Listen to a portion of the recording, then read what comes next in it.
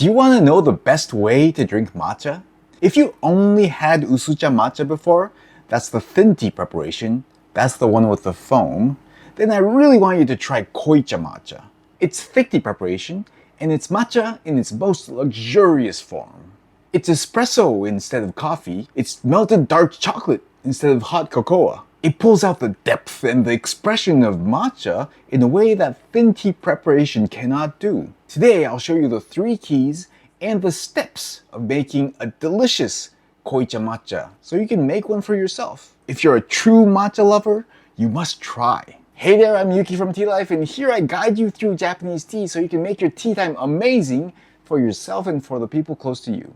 I think of Koicha as a matcha grenade. It explodes with caffeine and flavors. It's about 4 to 5 times more concentrated than the usucha. We'll go in depth into what Koicha is in a different video, but briefly, in a traditional tea ceremony, the Koicha is the main event or the climax of the ceremony itself. It comes with lots of formality and procedures and meaning. However, as we do in this channel, we simplify the process so you can enjoy Koicha at home as easy as possible. I must say that Koicha is still relatively difficult. Now let's talk about what you'll need. For one serving, we'll use 4 grams of matcha, which is 0.14 ounces, and 30 milliliters of water, which is 1 fluid ounce. We'll prepare the water to be about 80 degrees Celsius or 176 degrees Fahrenheit. In terms of tools, in a proper setting, Koicha has its own set of tools. But again, here we're not going to go into that.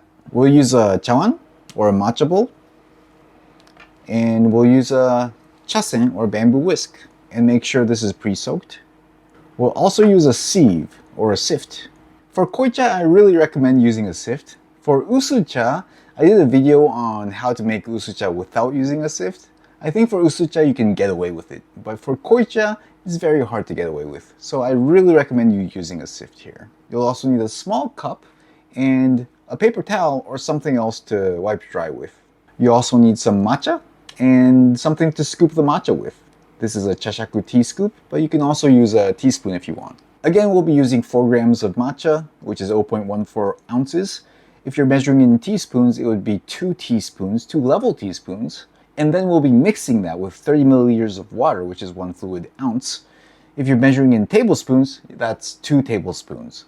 That leads us to the first key of a truly delicious Koicha, and that is the matcha quality. As I said, Koicha is 4 to 5 times more concentrated than usucha. So imagine you're drinking a melted dark chocolate when the chocolate is bad. That would be a disaster. So understandably, the quality of the matcha is really the most important part of a Koicha. If there's bitterness in the matcha itself, you'll taste it immediately. If there's astringency, it will overpower in a way that you couldn't imagine from a usucha preparation. For Koicha, you want to find the best quality matcha you can find. How do I choose? Well, the good thing is that it's actually very easy to decide which one is suitable for Koicha. All you have to do is check whether the matcha is indicated as something that's suitable for Koicha preparation or not. Usually for a high-end matcha, it would be indicated that it's suitable for Koicha. And that's the most concrete way of deciding whether it's okay or not. Matchas that can be used for Koicha would generally be quite expensive. However, you can also take a very high quality usucha matcha and use it as Koicha as well. I actually do that quite often, although it is a little bit astringent. I actually like that part of the astringency. It's a part that I enjoy about the taste of matcha. I feel it awakens the senses. So if that's something that you like as well, you can try that too. Now let's make the Koicha. First, let's warm the bowl. We'll take hot water and pour it into the bowl. This will allow the bowl to warm up.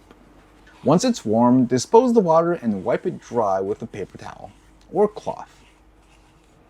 Now the bowl is nice and warm and ready. Let's take the matcha and add 4 grams into the bowl through a sift. 4 grams again is 0.14 ounces, but you can also do 2 level teaspoons or 4 big scoops of chashaku, which is the tea scoop I'm using as well. We'll sift the matcha to remove the clumps. For Koicha especially, I feel it's really important to remove the clumps. Once it's done, we'll take 50 milliliters of 80 degrees water, again this is 176 degrees Fahrenheit, and put it into the bowl. This here is key number 2. Water temperature is extremely important. You can't be lazy and use boiling water here. You have to reduce the water temperature to 80 degrees or else the astringency is really going to come out. And for Koicha, because it's so strong, if the astringency comes out, it's going to be extremely strong. Here, I've taken the boiling water and poured it into a cup while measuring 50 milliliters. This not only gives me a precise measurement, but also reduces the temperature suitable to mix into the matcha. Now we're ready to begin mixing. Let's mix until it really becomes a paste. First, we slowly blend the water into the powder so all the powder gets wet. Then we gradually work the water into the matcha until it becomes a thick paste. One of the things is, do not whisk here, as in do not bubble the matcha. Bubbles will dilute the taste of the koicha, so you want to avoid it as much as possible. The way you use the chasen or the bamboo whisk would be quite different from the thin tea preparation. Instead of whisking it, you kind of knead it using the sides of the prongs. After a while, it will look like the powder has completely become paste, and then it'll be ready for the next step. The next step is adding the remaining 50 milliliters, or the second half of a fluid ounce. We use the same 80 degrees Celsius or 176 degrees Fahrenheit temperature water. This is key number 3 in making a delicious cup of koicha. When you mix, don't make bubbles. Although I said this in the previous step as well.